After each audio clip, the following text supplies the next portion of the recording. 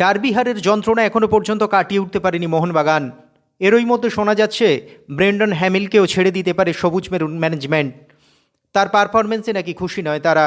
প্রসঙ্গত ডিফেন্ডার আনোয়ার আলীর চোটের পর মোহনবাগান রক্ষণ একেবারেই ভেঙে গেছে বলা যায়। হেক্টর ইয়োস্তে এবং হ্যামিলের উপর দায়িত্ব এখন অনেক বেশি, সেই চাপ তারা ধরে রাখতে প্রায় ব্যর্থ।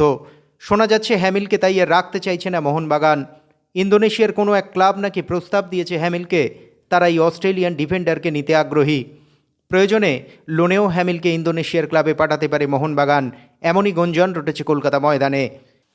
সম্প্রতি হ্যামিল এটিকে মোহনবাগান প্রসঙ্গে সংবাদ মাধ্যমে মুখ খোলার পর সবুজ মেরুন সমর্থকরাও তার উপর ক্ষিপ্ত।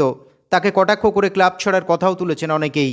তবে সেই জন্যই মোহনবাগান ম্যানেজমেন্ট এমন সিদ্ধান্ত নিতে চলেছে কিনা তা এখনও স্পষ্ট নয়।